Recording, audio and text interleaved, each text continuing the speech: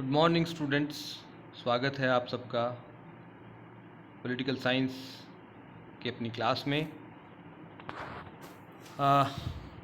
आज हम शुरू करेंगे पेपर सेकंड, भारतीय राजनीतिक व्यवस्था। और इसका जो हमारा पहला टॉपिक है आप देख पा रहे हैं ऊपर, भारत में राष्ट्रवाद का उदय। तो सबसे पहले हम जब भारत में राष्ट्रवाद के उदय की बात करते हैं तो उससे पहले हम ये समझ लें कि राष्ट्र और राष्ट्रवाद क्या होता है।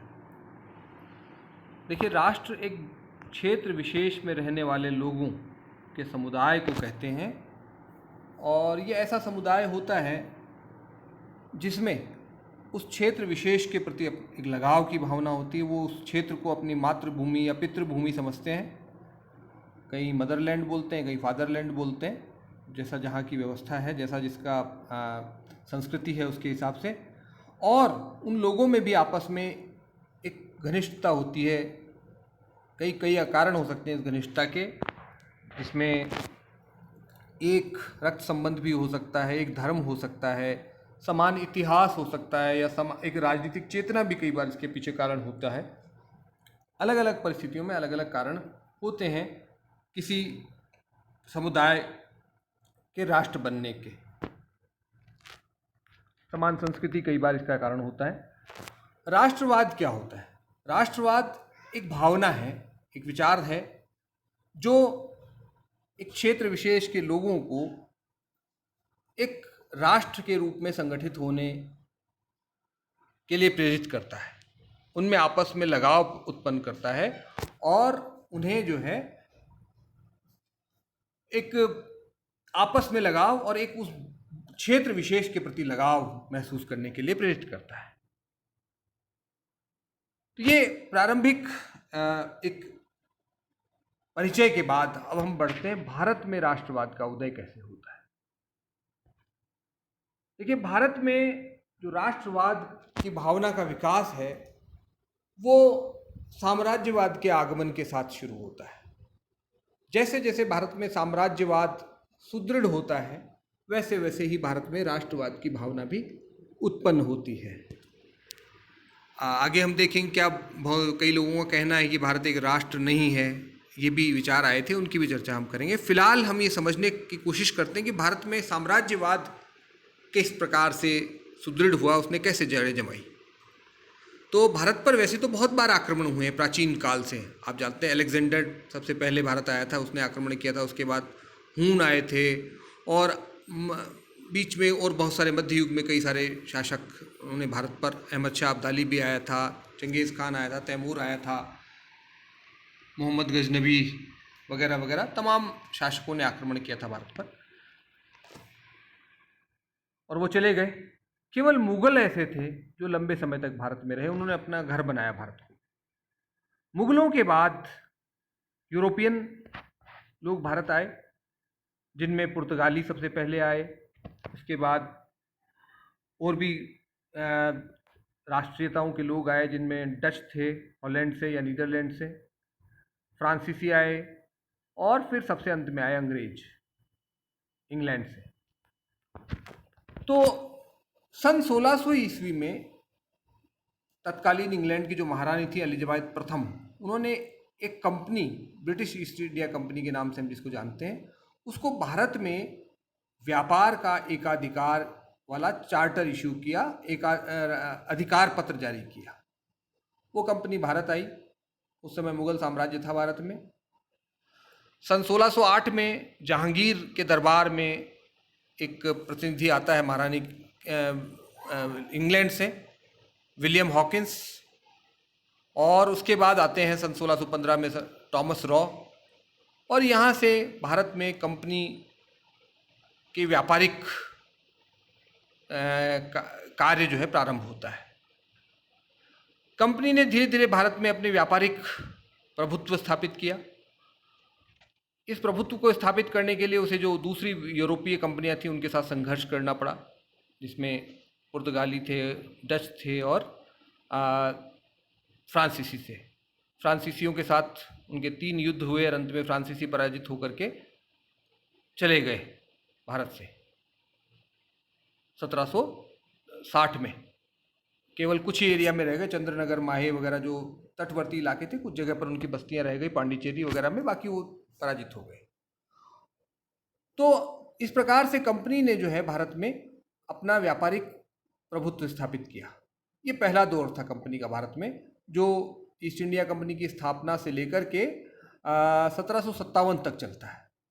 इसको हम भारत में कंपनी के वाणिज्यिक साम्राज्यवाद का युग कह सकते हैं। इस समय उसका कोई राजनीतिक प्रभुत्व नहीं था भारत में। 18वीं शताब्दी में आपको पता है 1707 में मुगल सम्राट औरंगजेब की मृत्यु हो गई। उसके बाद मुगल साम्राज्य कमजोर पड़ गया और यहां से ब्रिटिश ईस्ट इंडिया कंपनी को एक मौका मिला। लगभग यहां से 50 साल बाद 1757 में बंगाल में बंगाल के जो उस समय के नवाब थे सिराजुद्दौला, उनको पराजित किया प्लासी के युद्ध में। उसके बाद 1764 में बक्सर में युद्ध हुआ, जहां पर मीर कासिम को पराजित किया और शाह आलम द्वितीय जो मुगल सम्राट थे वो भी पराजित हुए उस युद्ध में। और उसके बाद जो है अवध के नवाब भी पराजित हुए। और यहाँ इन दो युद्धों के बाद भारत में कंपनी का साम्राज्य भारत में स्थापित हो गया, प्रारंभ हो गया। एक तरह से राजनीतिक साम्राज्यवाद का युग शुरू हो गया 1757 से, जो चला 1858 तक। कंपनी ने लगभग पूरे भारत में अपना नियंत्रण स्थापित कर लिया। पूरे भारत को दो भागों में बांटा गया, एक था ब्रिटिश इंडिया और एक था देसी भारत, देसी राजाओं के अधीन भारत। ब्रिटिश इंडिया जो था उस पर सीधा नियंत्रण था कंपनी का, सीधा ब्रिटिश कंपनी के अधीन था वो। और जो देशी राजाओं के अधीन जो भारत था, वो उन्होंने जो है एक तरह से ब्रिटेन के संप्रभुता को स्वीकार कर लिया था और आंतरिक उनको स्वतंत्रता थी कुछ मामलों में। तो इस प्रकार से लगभग पूरा भारत प्रत्यक्ष या परोक्ष रूप से कंपनी के अधीन आ गया था इन 100 सालों के, लगभग 100 साल की अवधि में। 1858 में फिर एक और बड़ा परिवर्तन आया। 1757 का जो, जिसे हम प्रथम स्वाधीनता संग्राम कहते हैं और अंग्रेज उसको सैनिक विद्रोह कहते हैं, उसके पश्चात सन 1858 में ब्रिटिश महारानी जो विक्टोरिया थी, उन्होंने भारत का शासन सीधे अपने अधीन ले लिया। 1858 के भारत शासन अधिनियम के द्वारा ब्रिटिश संसद के अधीन आ गए हम, ब्रिटिश सम्राट के अधीन आ गए। यहाँ से तीसरा चरण शुरू होता है साम्राज्यवाद का, जो 1947 तक चलता है, जब हम आज़ाद होते हैं। तो ये 3 चरण रहे भारत में साम्राज्यवाद के विकास के। पहला, कंपनी के अधीन वाणिज्यिक साम्राज्यवाद का युग 1757 तक। फिर 1757 से 1858 तक जो है कंपनी के राजनीतिक साम्राज्यवाद का युग। और तीसरा, ब्रिटिश क्राउन के अधीन साम्राज्यवाद का युग। ये 3 दौर रहे। जब हम राष्ट्रवाद की बात करते हैं, भारत में राष्ट्रवाद के उदय की बात करते हैं, तो हमारा संबंध मुख्य रूप से इस तीसरे चरण से होता है।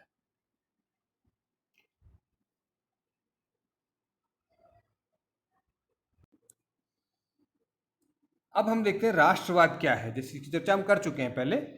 तो आप देख सकते हैं राष्ट्रवाद एक भावना है, एक आधुनिक विचार है। राष्ट्र क्या है, हमने चर्चा की कि क्षेत्र विशेष में रहने वाले लोगों में आपस में लगाव और उनमें एक राज्य के रूप में आगे बढ़ने की इच्छा।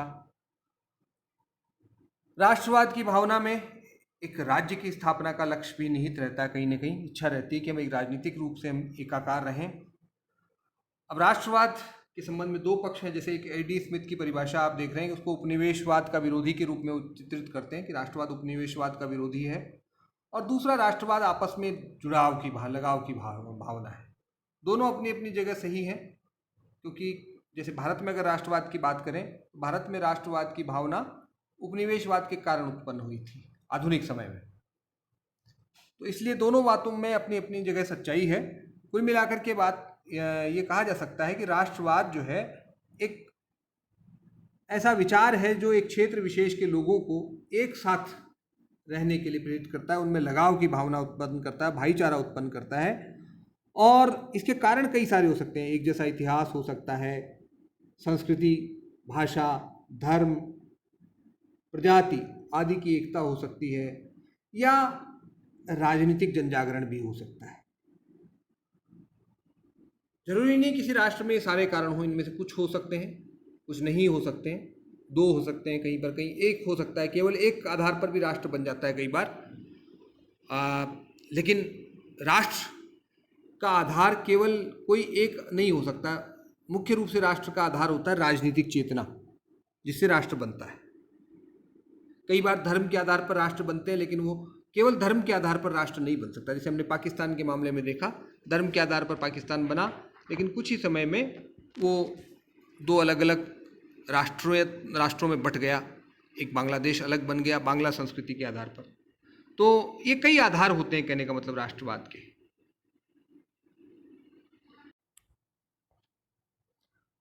अब हम बात करें कि भारत में राष्ट्रवाद का उदय कैसे हुआ, क्यों हुआ। तो देखिए, राष्ट्रवाद के, जैसे मैंने पहले कहा था, कोई एक कारण नहीं होता, कई सारे कारण मिलकर के राष्ट्रवाद की भावना को जन्म देते हैं या उसको बढ़ावा देते हैं। इसी बात को कह रहे हैं कूपलैंड कि 19वीं शताब्दी में जो भारत में राष्ट्रवाद का उदय हुआ था, उसके पीछे कई शक्तियां और कई कारण थे, कोई एक कारण नहीं था।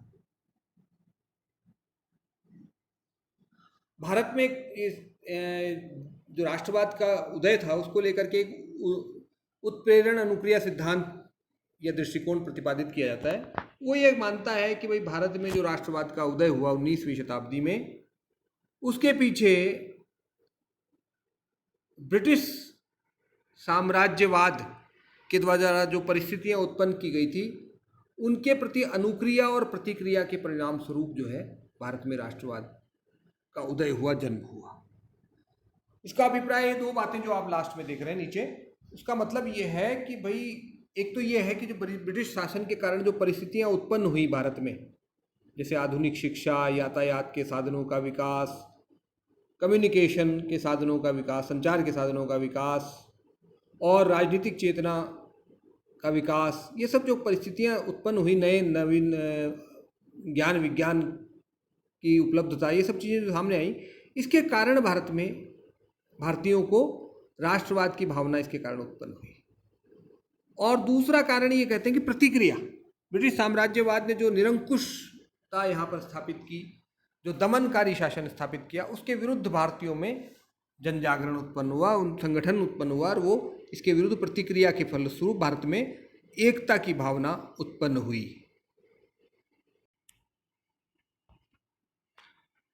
आगे बढ़ते हैं हम। भारत में राष्ट्रवाद को समझने के लिए जो विभिन्न दृष्टिकोण प्रतिपादित किए जाते हैं, उनमें एक साम्राज्यवादियों का दृष्टिकोण है, ब्रिटिश लेखकों का दृष्टिकोण आप इसको कह सकते हैं। उन्होंने दो बातें कही। शुरू में तो उन्होंने कहा कि भारत एक राष्ट्र नहीं है,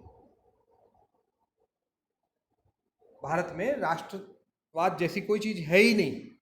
अलग अलग जातियां हैं, धर्म हैं, संस्कृतियां हैं, वेशभूषा है, उनमें एकता जैसी कोई चीज़ नहीं, अलग अलग व्यवस्थाएं हैं सब जगह, ये कहा गया। सर जॉन सीले ने कहा कि भारत एक केवल भौगोलिक अभिव्यक्ति है, एक भौगोलिक अभिव्यक्ति है भारत, बाकी भारत इसके अलावा कुछ भी नहीं है, राष्ट्र जैसी कोई चीज़ नहीं भारत में। जॉन स्ट्रेची ने भी यही बात कही है। वो कहते हैं कि भाई भारत न तो कभी था, भारत के बारे में सबसे महत्वपूर्ण बात यही है कि भारत कभी न तो था और न कभी भारत एक राज्य के रूप में विकसित हो सकता है, राष्ट्र नहीं है भारत। भारत एक केवल भौगोलिक अभिव्यक्ति है, एक क्षेत्र विशेष को भारत कहते हैं हम, बाकी यहाँ राष्ट्र जैसी कोई चीज़ नहीं है। शुरुआती में ये कहा गया ब्रिटिश विद्वानों के द्वारा। लेकिन आगे चल करके जब भारत में राष्ट्रवाद की भावना का विकास हुआ, तो उनके भी सुर बदल गए, ब्रिटिश विद्वानों के भी सुर बदल गए। कूपलैंड साहब ने फिर लिख दिया कि भैया भारत में जो राष्ट्रवाद का उदय है वो तो ब्रिटिश आशीर्वाद से हुआ है, ब्रिटिश छत्र छाया में जो है राष्ट्रवाद पनपा है भारत में, ब्रिटिश साम्राज्यवाद का शिशु है, बोले ब्रिटिश शासन का शिशु है ये। अगर ब्रिटेन ना आया होता तो भारत में राष्ट्रवाद नहीं होता। मॉन्टफोर्ड रिपोर्ट जो 1919 के अधिनियम से पहले तैयार हुई 1918 में, उस रिपोर्ट के जो लेखक थे उन्होंने भी इसी बात पर बल दिया कि भाई ब्रिटिश साम्राज्यवाद के कारण ही भारत में जो है, ब्रिटिश साम्राज्य के कारण ही भारत में राष्ट्रवाद की भावना का विकास हुआ, वरना यहाँ तो एकता जैसी कोई चीज़ थी नहीं, यूनिटी जैसी कोई चीज़ थी नहीं। हमने जो कुछ किया यहाँ पर, अच्छे जो है आपस में यातायात के साधन स्थापित किए हमने, संचार के साधन स्थापित किए, राजनीतिक एकता स्थापित की, इन सब कारणों से जो है भारत में राष्ट्रवाद की भावना का विकास हुआ है। हमसे पहले तो यहाँ पर सैकड़ों की तादाद में छोटे छोटे राज्य थे। ये एक दृष्टिकोण प्रतिपादित किया ब्रिटिश साम्राज्यवादियों द्वारा। हमारे जो कांग्रेस के जो नेता थे उन्होंने भी इस बात को स्वीकार किया। सुरेंद्र नाथ बनर्जी, तिलक जैसे लोगों ने कहा कि हाँ ठीक है, हम राष्ट्र नहीं है। उन्होंने कहा कि we are in the process of making a nation, हम एक राष्ट्र बनने की प्रक्रिया में हैं, बिकमिंग ए नेशन, हम राष्ट्र बन रहे हैं। नहीं है वो ठीक है बात है, क्योंकि राष्ट्रवाद एक आधुनिक विचार है, राष्ट्र एक आधुनिक विचार है जो पहले यूरोप में आया, अब हमारे यहाँ आ रहा, तो हम धीरे धीरे राष्ट्र बन रहे हैं, ये उन्होंने स्वीकार कर लिया। तो ये पहला दृष्टिकोण है भारतीय राष्ट्रवाद के संबंध में।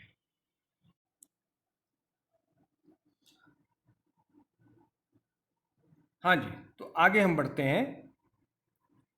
वास्तविक स्थिति क्या है?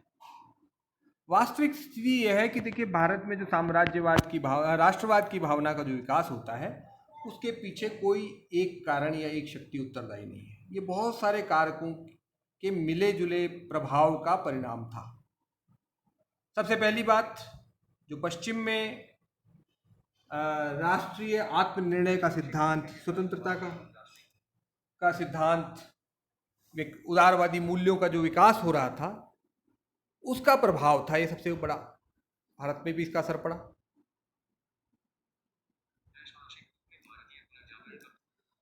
दूसरा बड़ा कारण था इसमें भारत में जो पुनर्जागरण शुरू हुआ था। हमारे जो ऋषि लोग थे, स्वामी थे, स्वामी दयानंद सरस्वती, स्वामी विवेकानंद जैसे लोगों ने काम किया। इससे पहले राजा राममोहन राय ने जो है ब्रह्म समाज की स्थापना की। उन सब ने भारतीयों को अपनी धार्मिक और सामाजिक बुराइयों को छोड़ने के लिए प्रेरित किया और भारत में जन जागरण का कार्य शुरू किया। दयानंद सरस्वती ने वेदों की ओर लौटो का नारा दिया और कहा कि भाई वेद में सभी प्रकार का ज्ञान मौजूद है। भारतीयों में आत्मगौरव की भावना विकसित की उन्होंने। इसी प्रकार स्वामी विवेकानंद ने भी ये कार्य किया। ब्रह्म समाज के माध्यम से राजा राममोहन राय ने जो है भारतीय समाज में जो बुराइयां व्याप्ति उनको दूर करने की बात की। धर्म में जो बुराइयां आ गई थी, मूर्ति पूजा जैसी बुराइयां थी, समाज में सती प्रथा और तमाम तरह की जो बुराइयां थी, महिलाओं के प्रति जो विभिन्न प्रकार के अत्याचार हो रहे थे, उनको दूर करने की बात उन्होंने की। तो इन सब कारणों से जो है भी भारत में राष्ट्रवाद की भावना का विकास हुआ। आंशिक रूप में इसके पीछे ब्रिटिश शासन द्वारा जो आधुनिकीकरण की जो प्रक्रिया शुरू की गई थी, शिक्षा के क्षेत्र में हो, चाहे वो उद्योगों के क्षेत्र में हो, यातायात के क्षेत्र में हो, संचार के क्षेत्र में हो, जो आधुनिकीकरण के काम किया गया, उसका परिणाम था ये आंशिक रूप में। और आंशिक रूप में ये साम्राज्यवाद की जो दमनकारी नीतियां थी, उनके विरुद्ध प्रतिक्रिया के कारण, यानी कई सारे कारण इसके लिए उत्तरदायी कहे जा सकते हैं। कोई एक कारण नहीं था इसके पीछे जिसको हम इसको उत्तरदायी। अगर हम विभिन्न कारणों की बात करें कि कौन कौन से कारण रहे, ये तो मोटे मोटे 4 पक्ष मैंने बताए आपको। अगर हम अलग अलग कारणों को देखें तो बहुत सारे कारण इसके लिए उत्तरदायी कहे जा सकते हैं। अब हम इनको एक एक करके समझने का प्रयास करते हैं। सबसे पहला कारण है, देखिए इसमें भारत का राजनीतिक एकीकरण। देखिए आपको पता है मुगल साम्राज्य के अधीन भारत में राजनीतिक एकता थी, लेकिन धीरे धीरे वो कमज़ोर पड़ गया। 1707 में औरंगजेब की मृत्यु के बाद मुगल साम्राज्य छिन्न भिन्न हो गया और अंग्रेजों ने भारत में आने के बाद भारत में एक राजनीतिक एकता स्थापित की। पूरे भारत को उन्होंने जो है एक इकाई के रूप में संगठित करने का प्रयास किया। जैसे मैंने पहले भी बताया, पूरे भारत को उन्होंने मुख्य रूप से 2 भागों में बांट के रखा। एक ब्रिटिश भारत था जिसमें कंपनी का सीधा शासन था, और दूसरा देशी राजाओं के अधीन भारत था जिन पर उनका अप्रत्यक्ष नियंत्रण था।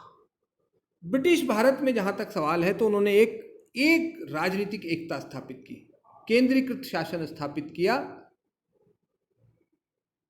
और एक जैसी राजनीतिक प्रणाली स्थापित की। इसके कारण जो है लोगों में, जब सारे लोग एक राज्य के अधीन आ गए तो उनमें एकता की भावना उत्पन्न हुई। ये एक बड़ा कारण था। इससे पहले हम अलग अलग भागों में बटे हुए थे, हमारे में एकता नहीं थी, छोटे छोटे राजाओं के अधीन, और जो देशी राजा थे उनके अधीन जो भारत था उनमें भी एक आपस में इस एकता के कारण, जब ब्रिटिश भारत में तरक्की देखी उन्होंने, या तरक्की या ये कहीं कि संघर्ष देखा, तो उन्होंने जो है वहाँ पर भी एकता की भावना इसके कारण से उत्पन्न हुई। तो पहला कारण ये जो था वो भारत की राजनीतिक एकता। दूसरा कारण भारत की प्रशासनिक एकता और शांति की स्थिति। अंग्रेजों का बहुत बड़ा योगदान है, भारत में एक जैसा प्रशासन स्थापित किया उन्होंने पूरे देश में। पूरे ब्रिटिश इंडिया को जो है प्रांतों में बांटा हुआ था, प्रांतों के अधीन जिला थे, जिले के अधीन तहसील और तालुका वगैरह, सारा एक सिस्टम बनाया उन्होंने, और वो पूरे देश में एक जैसा रहा, एक जैसा न्याय प्रणाली, एक जैसी प्रशासनिक प्रणाली स्थापित की उन्होंने। तो लोगों को जब एक जैसी वातावरण में रहते हैं तो उनमें एकता की भावना भी उत्पन्न होती है। और शांति की स्थापना करना सबसे बड़ी चीज थी, ये बहुत बड़ा काम था उनका। उसके कारण लोगों में जो है अन्य बातों के बारे में सोचने का अवसर उन्हें मिलता है। तीसरा कारण जो था यातायात और संचार के साधनों का विकास। रेलवे की स्थापना, भारत में रेलवे की शुरुआत करना जो है अंग्रेजों की बहुत बड़ी देन है। आपको पता है 1853 में पहली रेल चलाई गई थी मुंबई से ठाणे के बीच में। वहाँ से भारत में रेलवे का नेटवर्क शुरू हुआ जो बहुत तेज़ी से विस्तारित किया गया। इसी तरह संचार साधनों का विकास हुआ, पोस्टल एंड टेलीग्राफ डिपार्टमेंट की स्थापना हुई और उन्होंने जो है भारत में एक संचार प्रणाली की व्यवस्था की, सूचनाएं का आदान प्रदान तेजी से होने लगा। अब ये जो काम था उन्होंने अपने सुविधा के लिए किया था। यातायात के साधन भी अपने लिए, अपने व्यापारिक गतिविधियों की सुविधा के लिए किया, या सेना को तेजी से इधर से उधर पहुंचाने के लिए उन्होंने किया, और सूचना तंत्र का विकास भी उन्होंने अपने फायदे के लिए किया। लेकिन इसका इनडायरेक्ट लाभ भारत में भारतीयों को भी मिला और राष्ट्रवाद की भावना का विकास इससे संभव हुआ, इसमें योगदान किया, उसको आगे बढ़ाने में योगदान किया। चौथा कारण आधुनिक शिक्षा प्रणाली का। भारत में अंग्रेजों ने आधुनिक शिक्षा प्रणाली शुरू की 19वीं शताब्दी में। राजा राम मोहन राय इसकी मांग कर रहे थे और आगे चल करके 19वीं शताब्दी में भारत में ये शुरू हुई, और लॉर्ड मेकाले को हम इसका जनक मानते हैं भारत में अंग्रेजी शिक्षा का। देखिए, अंग्रेजी शिक्षा भी उन्होंने अपने फायदे के लिए शुरू की थी। वो चाहते थे कि भारत में एक ऐसा वर्ग तैयार किया जाए जो सोच से अंग्रेज हो, और वैसे भारतीय तो होगा ही, वो भारत के लोग हों, लेकिन सोच उनके अंग्रेजों जैसी हो, ताकि वो हमारे शासन संचालन में सहयोग करें। ये इस उद्देश्य से उन्होंने शुरू किया। और अक्सर हो ऐसा, हम सोचते कुछ है होता कुछ है, यहाँ भी ऐसा ही हुआ। और जो पढ़ा लिखा वर्ग था उसमें से बहुत सारे लोग विदेश यात्रा पर भी गए, विदेशों में पढ़ने गए, लंदन में पढ़ने गए, और वहाँ से उन्होंने पश्चिमी उदारवादी मूल्यों की शिक्षा ग्रहण की और ज्ञान विज्ञान की शिक्षा ग्रहण की, और लौट करके भारत में अंग्रेजों के सामने चुनौती प्रस्तुत की। तो ये जो काम उन्होंने किया था अपने फायदे के लिए, वो जो है भारत में राष्ट्रवाद को आगे बढ़ाने में सहायक सिद्ध हुआ। फिर आता साहब आधुनिक प्रेस का उद्भव। प्रेस यानी समाचार पत्र पत्रिकाओं का प्रकाशन। ये एक बहुत बड़ा कारण था। भारतीय साहित्य और प्रेस का योगदान, बहुत बड़ा योगदान है राष्ट्रवाद की भावना को विकसित करने में। भारत में बहुत सारे जो हमारी स्थानीय भाषाएं थी उनमें समाचार पत्र प्रकाशित होने लगे थे।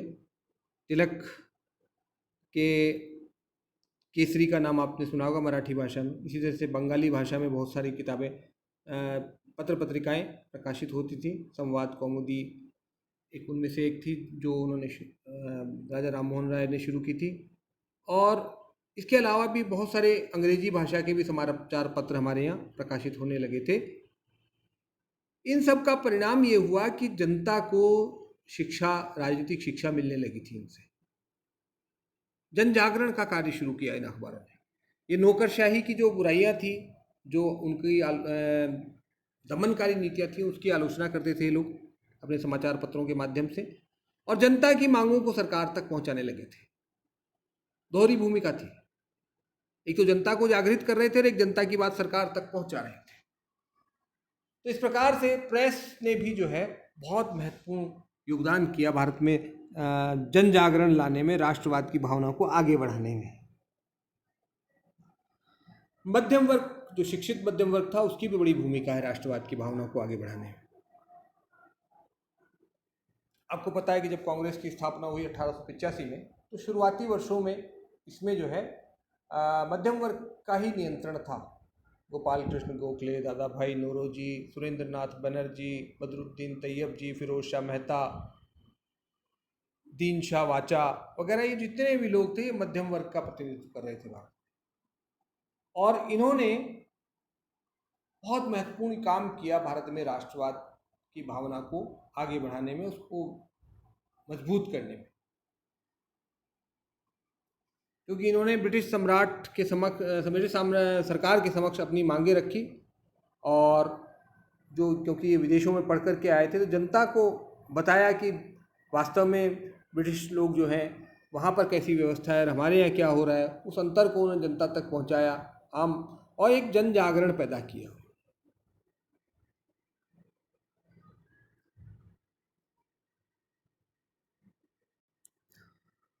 इसके बाद आता है ऐतिहासिक शोध का प्रभाव। देखिए, भारत में अंग्रेज आए थे, तो एक तरफ तो अंग्रेज लोग जो है भारतीय संस्कृति की निंदा कर रहे थे, भारतीय हिंदू धर्म की निंदा कर रहे थे। एक तरफ तो ये चल रहा था, ईसाईकरण करने का प्रयास कर रहे थे। दूसरी तरफ कुछ विद्वान भी थे, मैक्स मूलर जैसे विद्वान थे, उन्होंने जो है प्राचीन भारतीय ग्रंथों का अध्ययन किया और प्राचीन ज्ञान विज्ञान के महत्व का प्रतिपादन किया। प्राचीन भारत के गौरव का गान किया, ये हम कह सकते हैं।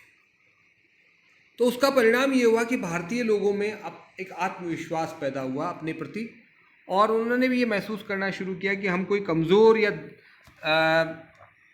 पिछड़ी संस्कृति के लोग नहीं हैं, हम एक महान संस्कृति से संबंध रखते हैं। ये उन्होंने महसूस किया, और इसका परिणाम ये हुआ कि हम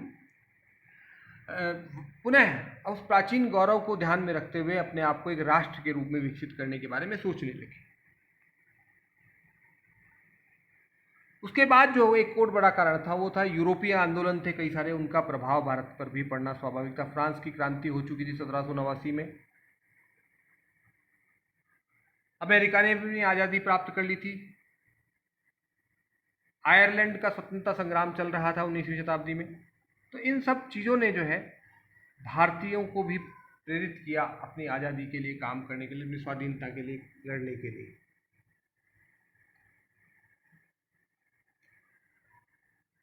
इसके बाद अगर हम बात करें तो वो है प्रजातीय विभेद की नीति। अंग्रेज जो लोग थे वो भारतीयों के प्रति बड़ा भेदभाव का रवैया रखते थे, बड़े भारतीयों को बड़ी निम्न श्रेणी का मानते थे, और वो जो है हमें जो है हमने काले रंग के कारण, हमारे रंग के कारण हमारे ऊपर जो है कटाक्ष करते थे,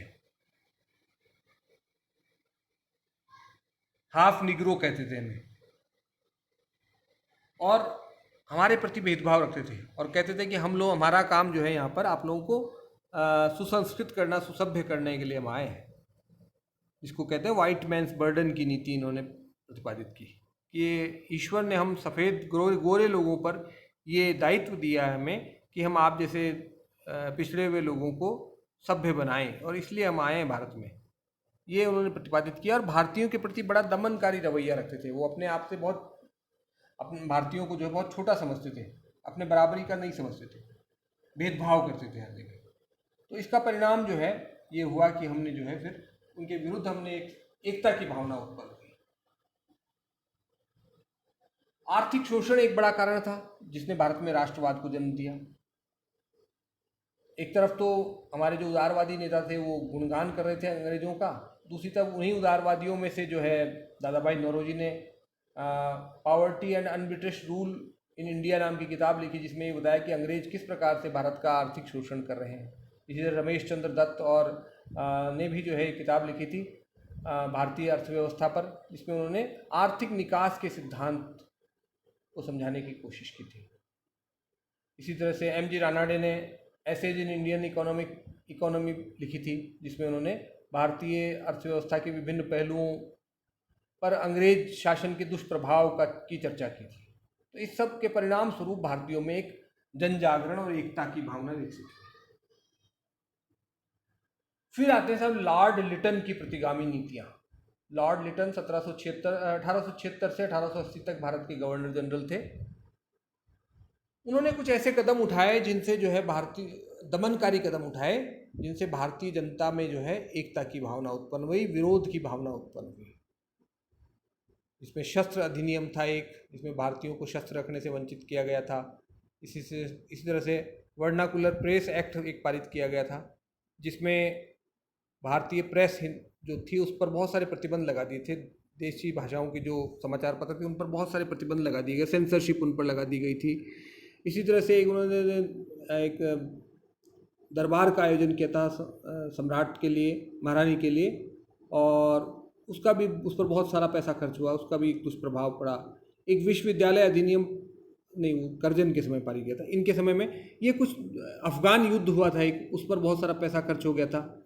इन सब कारणों से जो है लॉर्ड लिटन का बहुत विरोध हुआ था भारत में, और भारत में एकता की भावना जनता के अंदर पैदा हुई थी। एक था एल्बर्ट विल विवाद। ये क्या था? ये लॉर्ड रिपन के कारण में हुआ था 1883 में। लॉर्ड रिपन एक बहुत ही उदार चरित्र के वायसराय आए थे भारत में, जिन्होंने भारतीयों को काफ़ी मतलब बराबरी का दर्जा देने की कोशिश की, और इसी दिशा में उन्होंने एक एल्बर्ट नाम के जो उनके कार्यकारिणी के सदस्य थे उनके नाम से एक बिल लाया गया, जिसमें ये कहा गया कि भारतीय न्यायाधीशों को भी यूरोपीय न्यायाधीशों के समान अधिकार होंगे, कि भारतीय न्यायाधीश जो होंगे वो भी यूरोपीय न्यायाधीशों के बराबर शक्तियां का प्रयोग करेंगे। और तो ये एक बड़ा अच्छा मतलब कदम था, निश्चित रूप से अग्रगामी कदम था। लेकिन यूरोपियन लोगों ने, ब्रिटिश लोगों ने इसका बड़ा विरोध किया, और उन्होंने कहा कि भारतीय लोग हम यूरोपियों का मुकदमा कैसे सुन सकते हैं, ये हमारे बराबर नहीं है। और इसका बड़ा विरोध हुआ और सारे अंग्रेज लामबंद हो गए, और मजबूरी में लॉर्ड रिपन को अपना ये बिल जो है विधेयक वापस लेना पड़ा। और इसका परिणाम ये हुआ कि भारतीय लोग भी समझ गए कि ये ब्रिटिश सरकार हमें कुछ नहीं देने वाली है, आसानी से कुछ नहीं देगी, ये हमारे प्रति किस प्रकार भेदभाव रखते हैं, पूर्वाग्रह की भावना रखते हैं, ये भारतीयों को समझ में आ गया, और इसके विरुद्ध जो है वो संगठित होने लगे। तो इस प्रकार से 19वीं शताब्दी में भारत में जो राष्ट्रवाद का उदय हुआ, उसके पीछे बहुत सारे कारण थे, बहुत सारे अलग अलग शक्तियां थी जो काम कर रही थी। कोई एक कारण या एक वजह से ऐसा हुआ हो, ऐसा नहीं कहा जा सकता। अलग अलग समय पर अलग अलग परिस्थितियों में अलग अलग कारकों का योगदान रहा, और मुख्य रूप से जो हमने शुरू में कहा था मैंने कि ये ब्रिटिश शासन द्वारा उत्पन्न परिस्थितियों के प्रति अनुक्रिया और प्रतिक्रिया के परिणाम स्वरूप विकसित हुआ।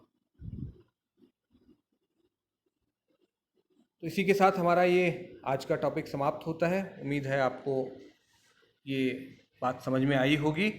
आपकी जो भी समस्याएं हो इसको लेकर के, तो आप या तो व्हाट्सएप ग्रुप में या पर्सनल चैट पर मुझे मैसेज कर सकते हैं, या यूट्यूब पर कमेंट सेक्शन में जाकर के अपना कमेंट लिख सकते हैं। मैं आपके प्रश्नों का जवाब देने की कोशिश करूँगा। धन्यवाद।